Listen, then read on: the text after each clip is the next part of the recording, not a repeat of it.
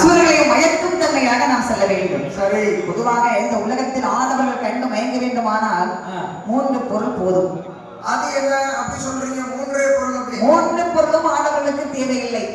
ஏதாவது ஒரு பொருள் போதும், ஆடவர்கள் மயங்கி சுத்தி அதுல விழுந்துருவாங்க. எங்களுக்கு அந்த விவரம் தெரியாது, நீங்களே சொல்லிக் கொடுங்க. என்ன தெரியுமா?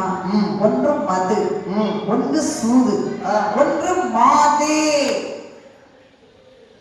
மதுன்னு என்னடா?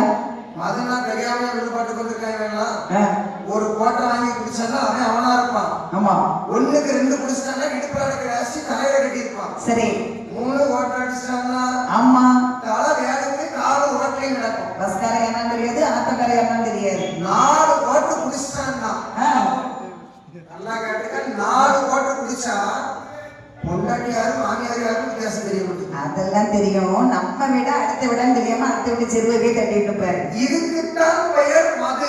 இந்த மதுக்கு மயங்கியவர்களை வாழ்க்கையில திருத்த முடியுமா? முடியாது, முடியாது, முடியாது. ஆனால் அதற்கு மயங்காத ஆடவர்கள் நிறைய பேர் இருக்கத்தான் செய்யறாங்க. என்னை போன்று உத்தவர்கள் இருக்கத்தான் செய்கிறார்கள். நல்லா எடுத்துக்க, மது அருந்தாத ஆடவர்கள் சொன்ன உலகத்திலே நானும் ஒருவன். இல்ல, நீ உத்தமனோட இவனுக்கு சிரிப்பு தாங்க முடியல, அதான் எதுன்னு கேட்கிறேன். நான் தான் சிரிக்கிறேன். உண்மையே அந்த பாடல கிடையாது. அடுத்தது பாருங்க, சூது. சூதுன்னு சொன்னா சீட்டாட்டம். இந்த சீட்டாட்டத்துக்கு மயக்கட்டாங்க வச்சிருக்கேன். வீட்டை வித்துருவா, மாட்டை வித்துருவா, மனை எடுத்துருவா, கெட்ட பொண்டாட்டி வச்சு சூதாடனால ஆடி முடிச்சிருவான். பாண்டவர்கள் 5 பேரும் மலை போது பார்த்து இருக்க பாஞ்சாலை திரௌபதியை வச்சு சூதாடலாம் மகாபாரதத்துல. ஆமா, ஆகையில பாருங்க, இந்த பஞ்சபாலமாகி விளையாட்டுல ஒன்று சூதாட்டம். இந்த சூதாட்டம் இப்ப வந்து பார்த்துக்க சங்கி ரம்மி வந்திருக்கு, நாடக்கூடாது.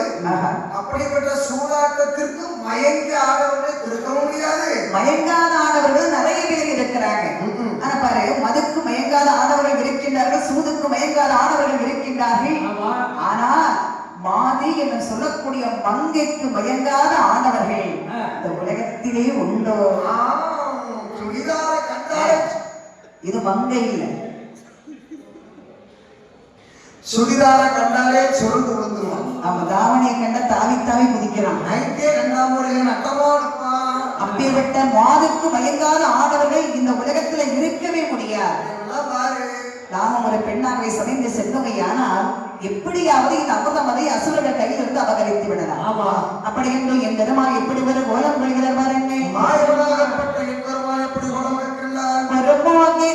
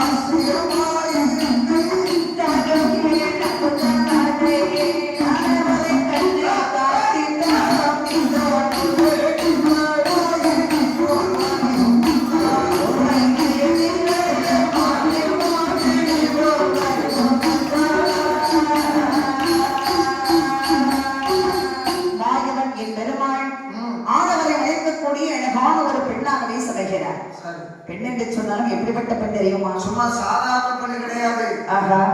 உலகமே கண்டு வியக்கக்கூடிய ஒரு ஜெகன் மோகினி. ஜெகம் என்று சொன்னால் இந்த உலகம், மோகினி என்றால் அழகுடைய பெண். இந்த உலகமே பார்த்து வியக்கும் தன்மையாக. இப்போ ஒரு பெண்ணை ஒரு ஆடவருக்கு பிடிக்கும், இன்னொரு ஆடவருக்கு பிடிக்க